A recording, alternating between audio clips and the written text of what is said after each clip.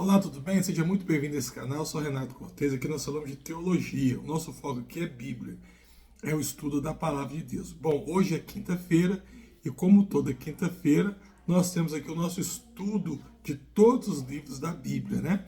Nós estamos começando a estudar a Bíblia desde Gênesis e vamos ir até Apocalipse, nesse, vamos dizer assim, panorama bíblico, tá?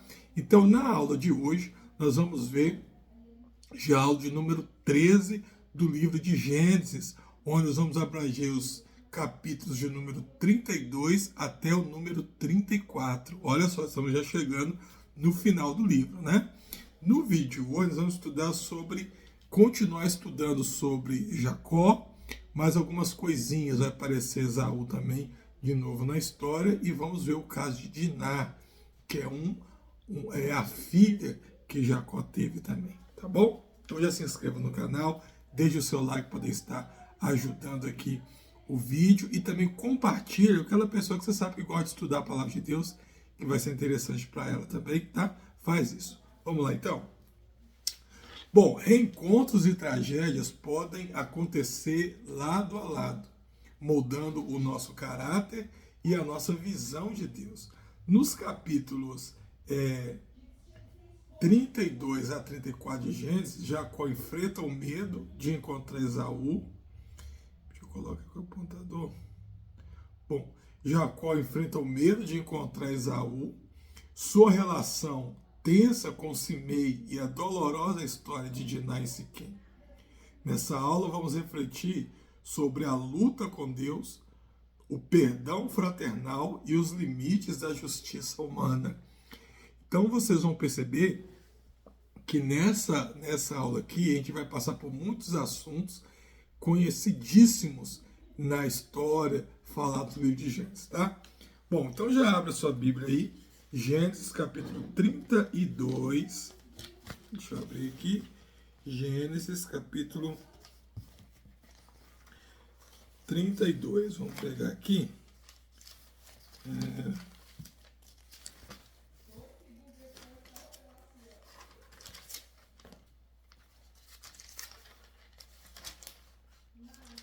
32. Bom, você lembra que na aula passada nós estudamos acerca da saída de Jacó lá da terra de Padã Arã, né? Nós aprendemos sobre os ídolos do lar, aprendemos que aquilo na verdade não era uma idolatria de Raquel, não é isso? Mas era um documento, aqueles terafins, né? Que quem tinha aquele documento teria posse da terra, né? Nós estudamos como que foi a trajetória ali, o pacto que Labão faz com Jacó, para que Jacó não pudesse passar de volta naquele ponto e assim tomar de novo as terras dele. Então Jacó ainda está caminhando. E agora, olha a situação, Jacó já não pode mais voltar para a terra do seu sogro, né? Porque ele tinha feito um pacto ali com Labão, e Jacó agora, ele tinha que chegar de novo em Canaã, que foi a terra prometida, né? Canaã, que seria, melhor dizendo, a terra prometida para o povo de Israel, para a sua geração. Canaã, que era a terra para onde o seu avô Abraão mudou. Canaã, que é a terra onde estava morando Isaac, seu pai, e o local onde ele ser obrigado com seu irmão, né?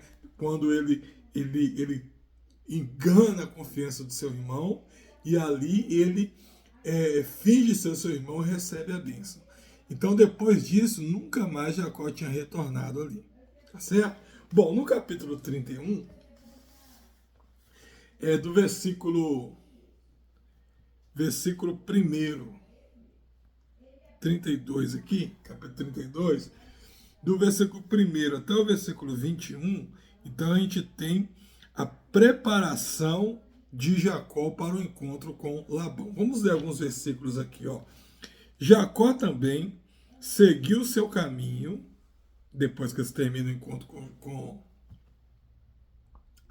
encontro com Labão, né? Então Jacó seguiu seu caminho e anjos de Deus vieram ao encontro dele. Quando Jacó os avistou, disse: esse é o exército de Deus. Por isso deu nome àquele lugar de Manaim. Jacó mandou mensageiros adiante dele a seu irmão Esaú, na região de Seir, território de Edom, e lhes ordenou: vocês dirão o seguinte ao meu senhor Esaú: assim diz o teu servo Jacó: morei na casa de Labão, com ele permaneci até agora. Tenho bois, jumentos, ovelhas, cabras, servos e servas. Envio agora essa mensagem ao meu senhor, para que me recebas bem.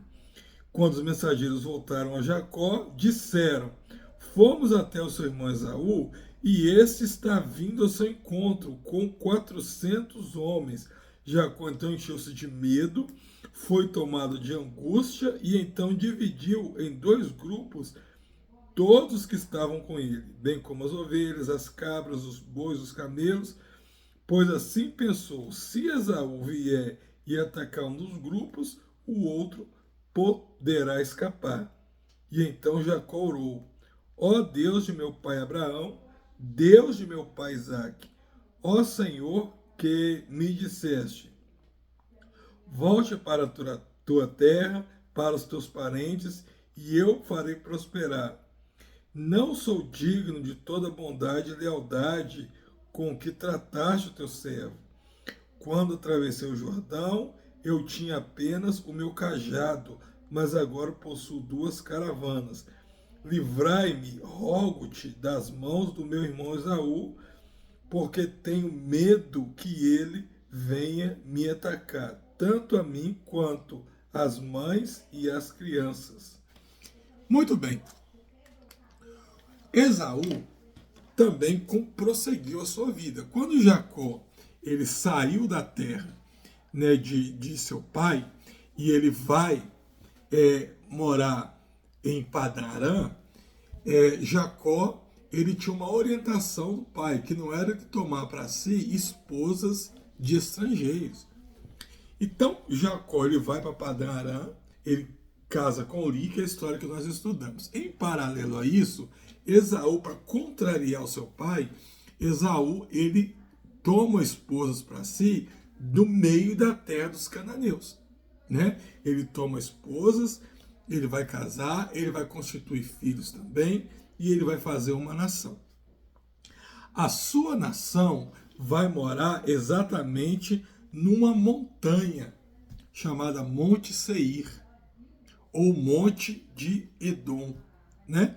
Nessa montanha eles vão construir ali uma cidade fortificada. Ela era fortificada exatamente pelos recursos naturais que tinha, o difícil acesso àquele local, por exemplo, trazia uma segurança muito grande. Então, ao passo que Jacó foi morar em Padan-Aram, e como nós já estudamos, de Jacó iria dar origem à nação de Israel, Edom, ele casa com mulheres cananeias, ele vai habitar nas terras nos montes Seir, né, no monte Seir, e ele também vai dar origem a uma nação, a nação dos Edomitas, tá? A nação dos Edomitas. Muito bem, quando Jacó ele está partindo agora e encontra seu irmão, Jacó ele teme, ele tem medo, né? Porque ele lembrava do que tinha acontecido, lembrava da promessa feita pelo seu irmão e também que o seu irmão era um caçador. Então Jacó ele manda enviar vários blocos com rebanhos, com presentes para o seu irmão, na ideia de que aquilo pudesse amenizar a raiva do seu irmão, aquilo pudesse reparar Esaú daquele mal que ele havia feito. Só que Esaú ele também já tinha riquezas físicas, ele não precisava de nenhum bem. E aí ele ouve os seus mensageiros dizer que o seu próprio irmão estava vindo ao seu encontro com 400 homens, não é isso? E aí Jacó vai passar por um momento muito interessante. Há um dos momentos aqui que ele vai realmente orar a Deus, preocupado não somente com ele, mas com sua família. Então perceba, o que eu estou falando aqui? Eu estou falando de uma pessoa que ela cometeu um erro no passado, uma pessoa que tinha uma promessa de Deus, mas que tentou sempre os seus recursos para conseguir a vitória, certo? Ele tentou lá com os cabritos, com os carneiros, melhor dizendo. Eu expliquei para você que teve uma intervenção divina ali. Agora, ele voltando para encontrar seu irmão, ele tenta outra estratégia, segundo a sua inteligência, que era, né, deixar ali vários animais, mas não estava funcionando. Agora, o que eu percebo? Eu percebo um Jacó se humilhando diante de Deus, pedindo Deus realmente uma ajuda, pedindo a Deus realmente o consolo. Perceba que na oração dele, olha só, versículo 9, ele fala assim: ó Deus de meu pai Abraão, Deus de meu pai Isaque, o Senhor que me disseste, volte para a sua terra e para os seus parentes. Então, ó, Jacó já tinha dado o nome para uma terra de Manaim, porque antes de Deus vieram ao seu encontro. Jacó já tinha dado o nome para uma terra de Betel, porque naquela terra ele teve a visão, né, da escada onde ligava o céu à terra, e ele viu os anjos de Deus subindo e descendo.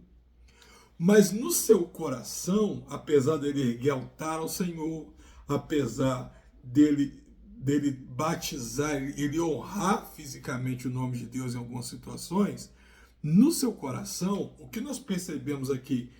Que Jacó ainda não tinha se entregado totalmente a Deus. Jacó ainda não via Deus como o seu Senhor, como os seus servos. Perceba a oração dele, né? Ele não refere a Deus como meu Deus ou como o seu Deus. Ele refere a Deus como o Deus do seu avô e do seu pai, né? Vamos ler de novo. Então orou Jacó: ó Deus de meu pai Abraão, Deus de meu pai Isaque. E aí ele prossegue: o Senhor que me disseste. Então ele reconhecia que ele ouvia a voz de Deus, ele sabia quem era Deus, entende? Ele tinha uma percepção, ele tinha uma certa experiência vaga de Deus, mas ele não tinha tido uma experiência real, um encontro real com Deus. Ele ainda não via Deus como o seu Deus, mas ele ainda via Deus como aquele que era Deus do seu avô. Ele era Deus do seu pai. E esse Deus do seu pai falou com ele. É como aquela criança que cresceu na igreja e às vezes está na igreja não porque ela teve uma experiência com Deus. Não, mas ela está na igreja porque ela sempre cresceu ali, seus pais sempre foram evangélicos. Então ela participou dos conjuntos da igreja. Hoje, de repente, ela canta nos corais, canta nos conjuntos. Quem sabe essa pessoa já prega, mas não teve uma experiência com Deus. Então essa pessoa não tem raízes. Ela está ali porque os seus pais sempre estiveram ali, ela cresceu ali. Então Jacó aqui, eu vejo esse Jacó, que apesar, em que pese o fato da mão de Deus o estar conduzindo, em que pese o fato na gestação da sua mãe já haver uma promessa de Deus para a sua vida, em que pese o fato de no momento ali das ovelhas malhadas, ovelhas brancas, ter sido um milagre de Deus para a vida dele, ele ainda não teve a sua experiência real com Deus. Então ele tentava resolver os problemas com artimanhas, com recursos, com aquilo que ele achava que era o certo a fazer ou que iria conseguir fazer. Só que chega um momento aqui que ele começa a perceber, certo? Que aquele não era o caminho. Ele começa a perceber que ele poderia morrer. Agora ele já tinha outros amores, que eram sua esposa e seus filhos, e ele começa a ver que agora ele poderia perder sua esposa, ele poderia perder seus filhos. E ele começa a perceber que os seus recursos aqui já não tinha mais solução. Então, em que pese o fato dele ainda não ter uma experiência real com Deus, ele ainda não conhecer a Deus de verdade, mas ele ainda vê Deus como Deus do seu avô, do seu pai, ele já começa a mudar a sua atitude, que é a partir do versículo 9, quando ele começa a orar a Deus, certo? Então esse texto é muito interessante. Então, um resumo aqui que nós vamos ter deixa eu ver aqui o versículo, que eu só coloquei a partir do versículo 24, né? Então, olha só, Jacó, ele envia mensageiros para Esaú para apaziguar, dividindo um pouco. Não, isso aqui é o que eu já te falei. Muito bem. Então, o que acontece? Quando chega após essa oração, após Jacó orar, Jacó, ele divide o grupo em duas pessoas, certo? Então, aqui, ó, versículo 13, ó, depois de passar ali, não, versículo 12, pois tu me prometeste, continuando na oração, e seja certo que eu farei prosperar na terra, tal, tal. Versículo 13, depois de passar ali a noite, escolheu entre os seus rebanhos um presente para o seu irmão. Perceba, ele ainda tinha essa vontade de ele conseguir fazer. Ele já estava começando a mudar, né?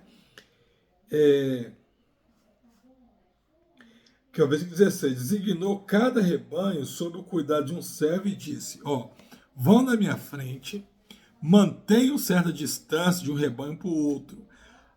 Ao que ia à frente, deu a seguinte instrução, quando meu irmão Esaú encontrar com você e lhe perguntar a quem você pertence, para onde você vai e de quem é todo esse rebanho, você responderá, é do teu servo Jacó, é um presente para o meu senhor Esaú, e ele mesmo está vindo até vós. Também instruiu o segundo e o terceiro, dizendo a mesma coisa. E acrescentem, o teu servo Jacó, versículo 20, está vindo atrás de vós, porque pensava, eu o apaziguei com esses presentes que estou enviando. Versículo 23, 21, né? Assim os presentes de Jacó seguiram à sua frente, ele, porém, passou a noite no acampamento. Então perceba, Jacó começou a ter essa percepção, porém ele ainda queria tomar as atitudes. Então o que eu vejo aqui? Eu vejo o início de um processo. O início de um processo. É aquela pessoa que antes estava no mundo, né? Não tinha uma experiência com Deus, queria resolver todas as coisas da sua maneira, com seus recursos. E agora essa pessoa está começando a ter uma experiência com Deus. Então, essa experiência com Deus que você vai ter, ela não é de uma hora para outra, né? Você vai ter um processo. Então, que Jacó ele começa o processo no versículo 9, mas ele ainda era aquele Jacó enganador, ele era aquele Jacó que queria dar um jeito em todas as coisas, certo? Aí chega o versículo 22, que vai ter um evento aqui muito importante que vai mudar toda a história, né? No versículo 22, diz assim, naquela noite Jacó levantou-se, tomou suas mulheres, suas duas servas, os seus 11 filhos, para atravessar o lugar de passagem de Jaboque. Depois de havê-los feito atravessar o ribeiro, fez passar também tudo que possuía. Jacó ficou sozinho. Então veio um homem que se pôs a lutar com ele até o amanhecer. Quando o homem viu que não poderia dominar Jacó, tocou-lhe na articulação da coxa, de forma que o deslocou enquanto lutavam. E então o homem disse, deixa-me ir, pois o dia desponta. Mas Jacó lhe respondeu, não te deixarei ir, a não ser que me abençoe. O homem então lhe perguntou, qual é o seu nome? E Jacó respondeu, Jacó. E então disse o homem, o seu nome não será mais Jacó, mas sim Israel, porque lutou com Deus e com os homens e venceu. E prosseguiu Jacó: peço-te que me digas o teu nome. Mas ele respondeu: por que perguntas o meu nome? E o abençoou ali. Jacó então chamou aquele lugar Peniel, pois disse: vi a Deus face a face, e todavia a minha vida foi poupada. Então olha que interessante isso daqui. Jacó, ele lutou com Deus aqui. Apareceu esse homem, isso aqui é uma teofania, né? Isso era uma teofania, que era a presença visível de Deus na terra. Era quando Deus se materializava para poder vir aqui. Então, esse homem, uma hora chamado de homem, outra hora chamado de o anjo do Senhor, né? Esse era o próprio Senhor Jesus, quando ele vinha na terra em momentos específicos, né? Porque a Bíblia diz que Cristo, ele é a imagem visível do Deus invisível. Então, toda vez que você tinha uma teofania, né, uma presença visível de Deus aqui na terra, era, no Velho Testamento, isso aqui era o Senhor Jesus. Então, Jacó luta com esse anjo à noite, e esse anjo, sozinho com esse anjo ele vai tocar na perna de Jacó, e Jacó não libera, não o deixa ir embora, enquanto ele não o abençoa. Ele fala: eu preciso ir, e Jacó fala: eu não vou deixar você ir enquanto você não me abençoar. Esse movimento, essa tensão que acontece aqui, aqui você vai perceber que é o momento em que Jacó ele vai lutar para quê? Para reconhecer quem ele é. Então era um momento em que Jacó ele estava lutando com Deus para exatamente reconhecer quem ele era, reconhecer a sua natureza e reconhecer o que Deus era para ele. Então quem ele era? Ele era um enganador. Qual que era a sua natureza? Era uma natureza pecaminosa, embora tivesse um coração voltado para Deus. E terceiro, quem Deus era na vida dele. Por quê? Porque para ele, Deus era o Deus dos seus pais, mas ele tinha que ter uma experiência com Deus. Por quê? Porque é através dessa experiência com Deus que ele ia vencer. Ele tinha que reconhecer em Deus o seu Deus, não o Deus dos seus pais. Eu não venço na vida hoje por experiências que os outros tiveram. Você, por exemplo, estar na igreja e escutar um testemunho é muito renovador, é muito edificante, mas isso não vai me fazer caminhar sozinho na fé. O que vai me fazer caminhar na igreja, o que vai me fazer prosseguir, ter raízes com a palavra de Deus, com o próprio Senhor Jesus, é o quê? É a minha experiência com Deus. Então Jacó aqui, ele vai passar por esse momento, essa luta aqui mostra o quê? O momento do reconhecimento de Jacó, que não era nada, que ele era pecador, que ele dependia exclusivamente de Deus e que ele tinha um Deus que era o seu Deus também. Quando ele reconhece isso, o anjo toca na sua coxa. Isso era mais um exemplo que queria deixar para nós, no sentido de que todo servo de Deus ele tem uma marca. Certo? Paulo vai dizer assim, eu trago no meu corpo as marcas de Cristo. A marca não é no sentido de sofrimento, mas é no sentido de algo que identifica o crente diante do mundo, né? Então, o servo de Deus, quando ele está no mundo, as pessoas precisam olhar e saber que você é diferente. Se você não é diferente, se você não tem nada que te diferencie do mundo lá fora, alguma coisa está faltando na sua experiência com Deus. Porque nós temos que ser diferentes, né? E essa diferença não necessariamente vai estar na roupa, vai estar no estilo, mas vai estar na nossa forma de ser, na nossa forma de agir, na nossa forma de falar, né? Então, Jacó, ele tem essa experiência, ele carrega agora uma marca. Onde ele passasse, que as pessoas vissem ele mancando, saberia, aquela mancada que ele dá, ou melhor, aquela deficiência que ele tem, aquilo é por quê? É porque ele lutou com Deus, é porque ele teve uma experiência com Deus. E aí sim, começa a surgir agora o Estado de Israel, porque Deus vai mudar o nome dele. Se a partir de agora, então, você não vai ser mais Jacó, o enganador, mas você vai ser Israel. Israel significa povo de Deus, ou aquele que luta com Deus e prevalece, né? Então agora Jacó tem seu nome mudado para Israel. A Bíblia, ela vai ora chamá-lo de Jacó, ora chamá-lo de Israel, tá? Mas o interessante é que espiritualmente agora ele chamava Israel. Agora ele fazia parte do povo de Deus. Agora ele era uma pessoa que tinha a sua própria experiência com Deus, tá? Então ele tem o nome mudado para Israel. Já no capítulo 33, no capítulo 33, você tem aqui o encontro de Esaú com Jacó.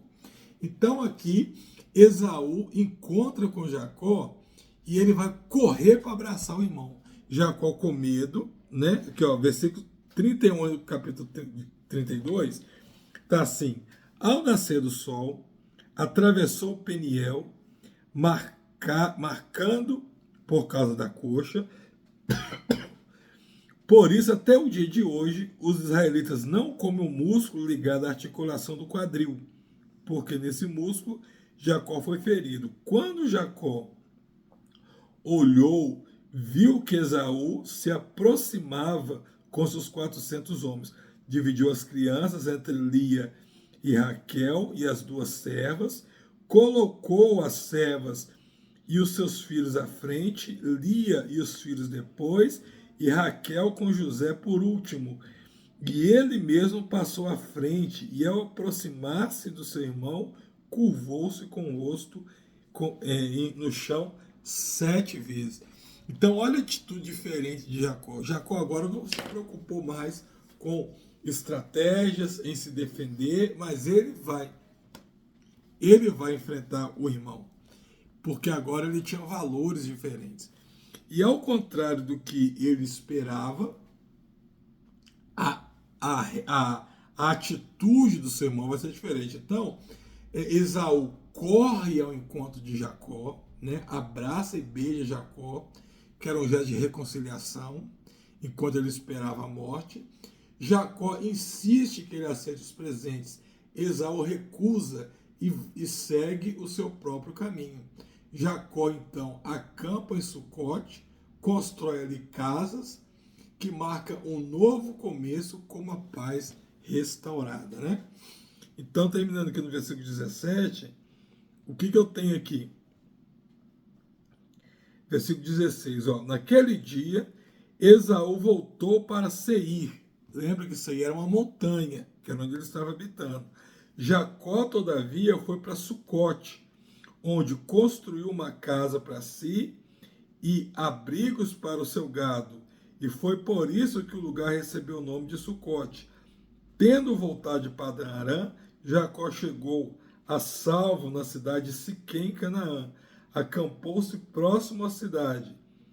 Por 100 peças de prata, comprou dos filhos de Amor, pai de Siquém, a parte do campo onde tinha armado acampamento. E ali edificou um altar ao Senhor e chamou de El Elohe Israel. Então, aqui o que vai acontecer? Outra informação que nós temos. Eu tenho informação de que Abraão, quando chega em Canaã, Abraão comprou o campo de Macpela, Abraão comprou várias terras naquele lugar. Isaac, ele construiu vários poços naquela região. Quando a pessoa construiu um poço naquela região, a pessoa, ela meio que ela se tornava dona daquele local, daquele lugar. Por isso aquelas brigas com Isaac. E agora eu tenho informação de que Jacó, quando chega ali também, Jacó compra terras ali. Jacó compra mais terras. E é interessante essas informações, por quê? Porque quando a gente for estudar a viagem do povo de Israel para Canaã, para a terra prometida, muitas pessoas dizem que o povo de Israel, né, eles roubaram a terra. Eu já vi algumas pessoas dizer que quando Josué chega e invade Canaã, que Josué estava roubando as terras, que Deus estava tirando aquelas terras dos povos cananitas ali e dando para o povo hebreu. Mas não é verdade. De acordo com esses documentos aqui, nós entendemos que Abraão e seus descendentes compram aquela região. Então, quando eles fogem do Egito para ali, eles não estavam invadindo nada, mas Deus estava devolvendo aquilo que já era deles. Tá? Então, isso aqui é muito interessante.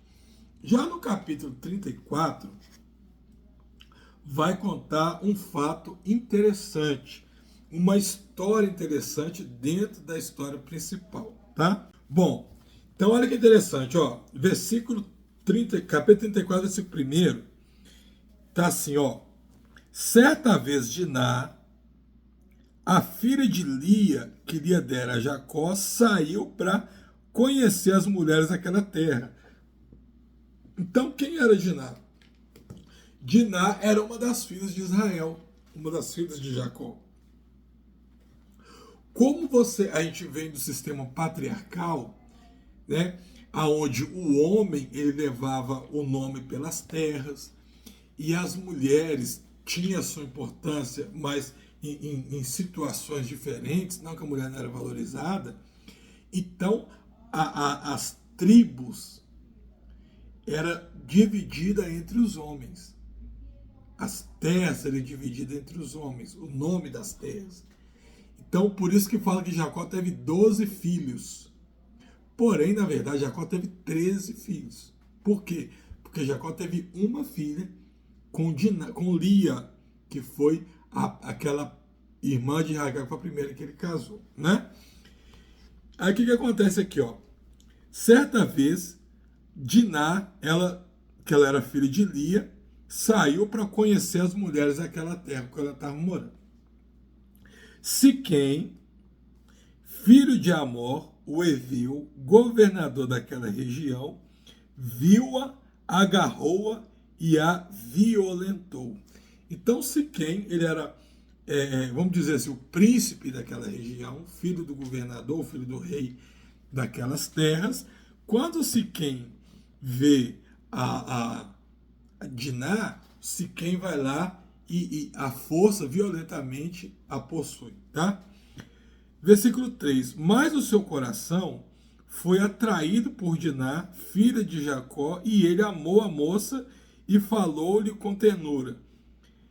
Por isso Siquém foi dizer a Amor, seu pai: consiga-me aquela moça para que ela seja minha mulher.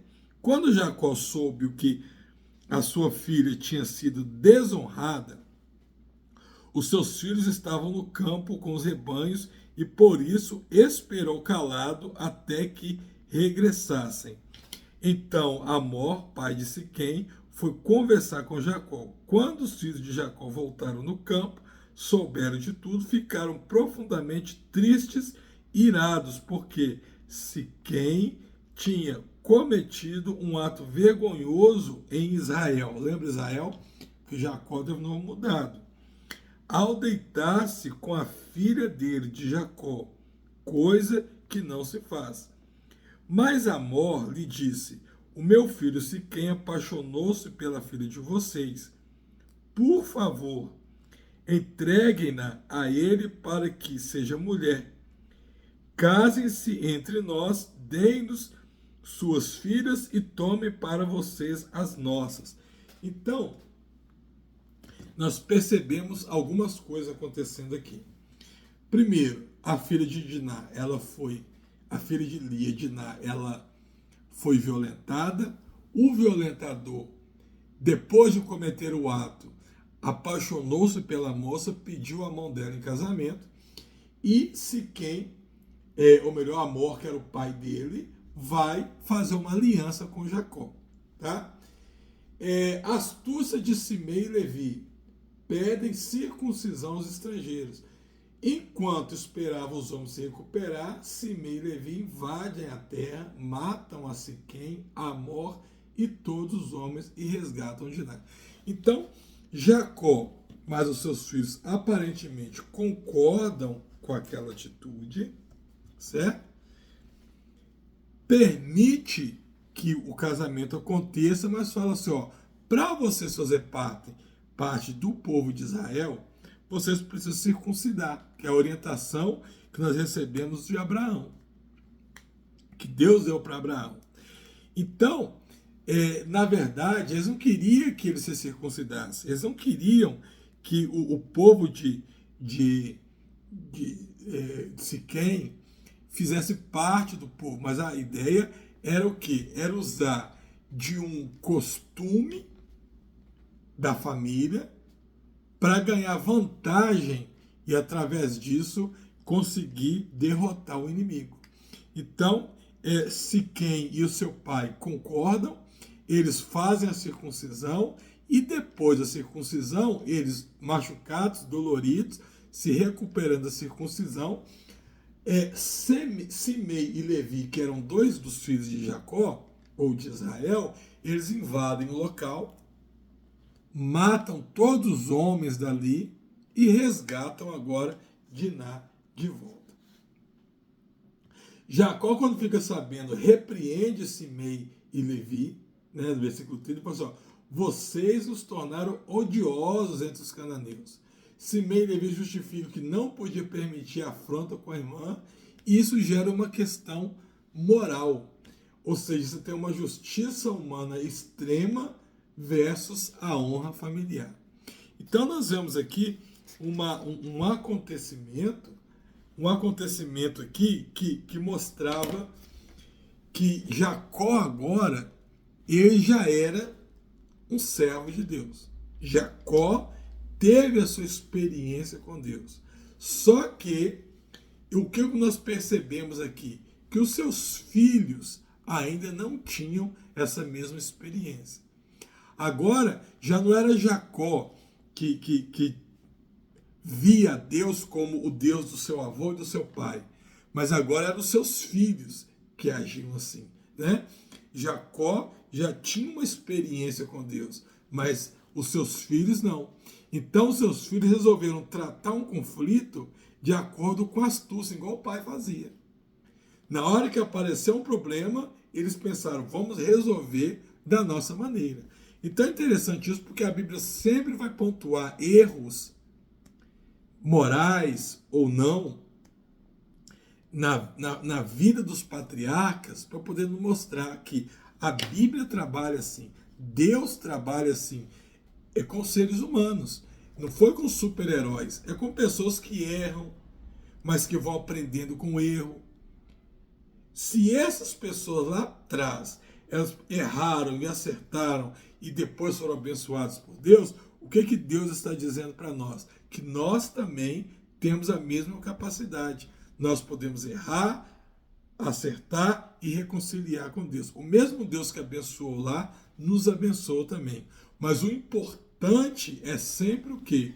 É buscar ter a nossa experiência pessoal com Deus, né? Não é ver Deus como Deus do meu pai, do meu avô, mas eu tenho que buscar ter a minha experiência, porque a minha experiência é que vai me fazer ter uma vida transformada. Não apenas ser uma história para ser contada, tá? Então, nessa aula, nós aprendemos alguns temas interessantes aqui. Nós vimos sobre a luta espiritual de Jacó, né, que foi o encontro que Jacó teve com Deus e definiu sua identidade, não é isso? Nós aprendemos sobre o perdão e reconciliação, que é quando Esaú e Jacó eles encontram, então ali eles ilustram a restauração de relacionamentos quebrados. Nós aprendemos sobre a violência e justiça divina, que a defesa da honra familiar revela dilemas éticos, como aconteceu aqui, e aprendemos sobre a dependência de Deus. A marca física de Israel, lembra da coxa lá? Lembra a contínua necessidade da bênção divina. É o que nos faz diferente das outras pessoas, tá certo?